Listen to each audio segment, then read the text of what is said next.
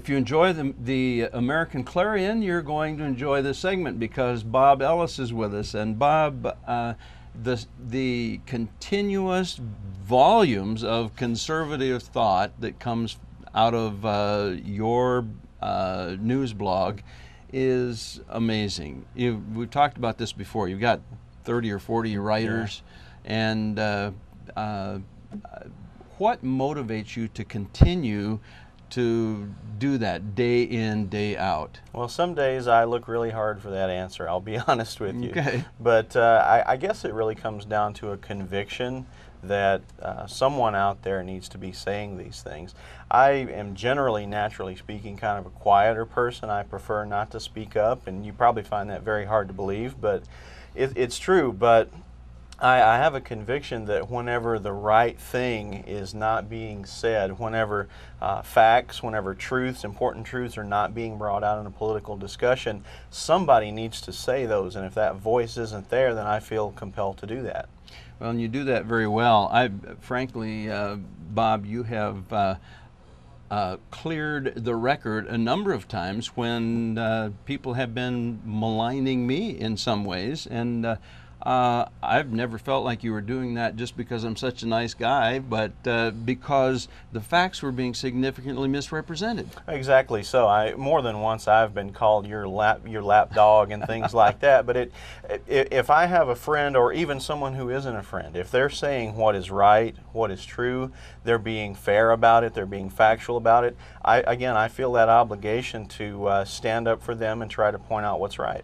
Well, in this day, this political climate, we see people who we talked a little bit before this segment about sugarcoating. We see people who want to deliver a message that is coated not with sugar but with deception.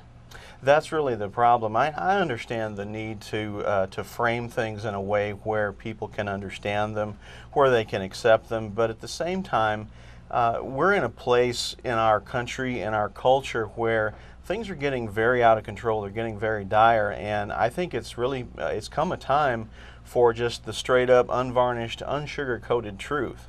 You know, I had a discussion with the state Republican Party chairman, Craig Lawrence, and one of the things that he said was that this is like we're in the Alamo and the federal government is circling and we're just holding them off as long as we can. That conjured up pictures that weren't very pretty to me, but I think he's right in that regard.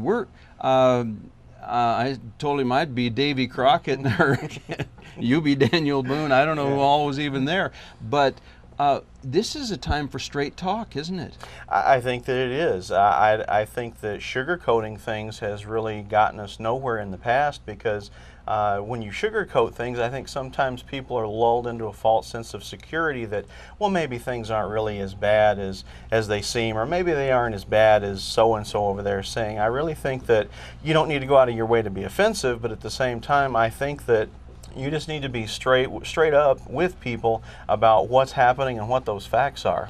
You know, it might be a time, if this is something we can liken to the Alamo, it might not be a time for us to say, oh, give me another cup of coffee. It might be a time to say, pass the ammunition. Yeah, it might. And I have those days, too, where it feels like that we're surrounded when we're on the defensive and maybe we're not going to come out of this thing looking very pretty. We may not come out of it at all.